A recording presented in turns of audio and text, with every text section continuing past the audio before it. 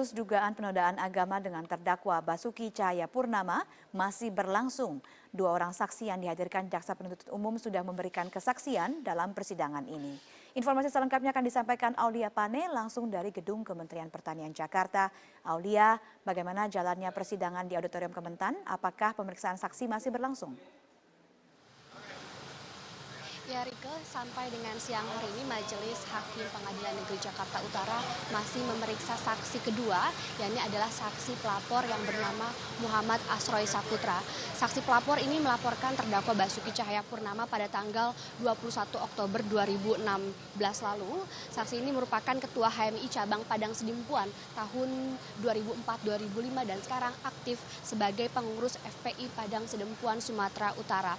Dalam persidangan tadi Majelis Hakim menanyakan seputar pelaporan dari saksi pelapor Asroy, dan Asroy dalam persidangan menyebut bahwa sebelumnya ia mendiskusikan dengan 7 orang jamaah di Masjid Padang Sidimpuan setelah menonton video terdakwa Basuki Cahayapurnama yang dilihatnya dari media sosial. Setelah melakukan diskusi dengan beberapa orang, Asroy menyebut bahwa 2 hari kemudian langsung melaporkan ataupun langsung memberi laporan kepada Polres Sidempuan terkait dengan dugaan penodaan agama yang dilakukan oleh terdakwa Basuki Cahayapurnama. Tadi juga dalam persidangan hakim berkali-kali menanyakan apakah video yang ditonton oleh saksi ini adalah video full ataukah video yang sudah diedit yang beredar di media sosial. Namun tadi dalam persidangan saksi menyebut bahwa video yang ditonton adalah video yang full dan bukanlah video yang diedit.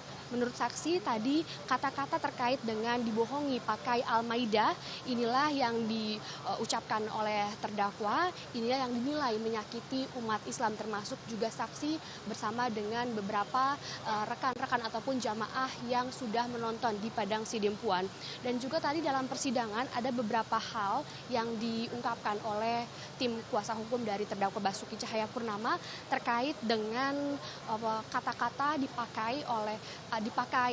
memakai kata dibohongi pakai Al-Maidah ataupun juga kata-kata dengan menggunakan Al-Maidah. Ini juga tadi sempat menjadi perdebatan antara tim kuasa hukum dan juga menanyakan kepada saksi. Namun tadi juga dari tim kuasa hukum meminta kepada majelis hakim agar menghadirkan penyidik dari Polres Padang Sidimpuan. Dalam persidangan majelis hakim ini menengahi dan menyebut bahwa tidak ada perbedaan yang berarti antara BAP dan juga laporan dari saksi pelapor sehingga tidak perlu menghadirkan penyidik dari Padang Sidimpuan. Dan sampai saat ini pemeriksaan terhadap saksi kedua ini masih berlangsung Rike. Aulia, bagaimana dengan situasi di luar persidangan? Ya Rika, untuk kondisi di luar ruang persidangan saat ini tepatnya di Jalan RM Harsono, sampai saat ini 2 kubu yang berlawanan masih terlihat, namun memang jumlahnya ini tidak sebanyak pada sidang ke-6 ataupun sidang-sidang sebelumnya.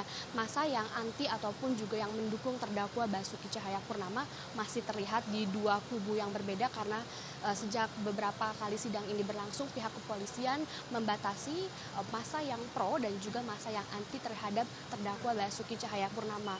Masa yang kontra terhadap Basuki Cahayapurnama ada di bagian sebelah kiri dan masa yang pro terhadap terdakwa Basuki Cahayapurnama ada di bagian sebelah kanan, dan kedua masa ini dibatasi oleh kawat-kawat berduri yang sudah disiagakan oleh pihak kepolisian.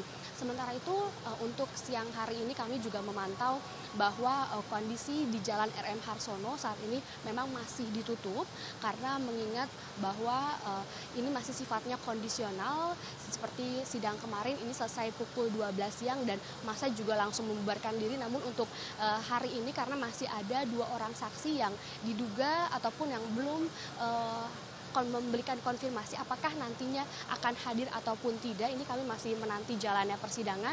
Namun untuk Jalan RM Harsono sendiri sampai saat ini masih ditutup, dan sejak sidang berlangsung juga jalur Transjakarta koridor 6 dari Duku Atas yang menuju ke arah Ragunan juga ini ditutup.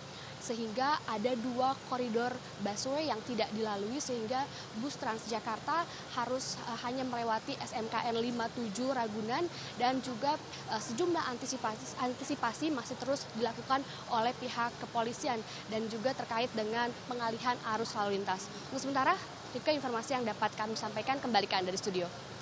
Baik, terima kasih Aulia Pane melaporkan langsung dari Gedung Kementan, Jakarta.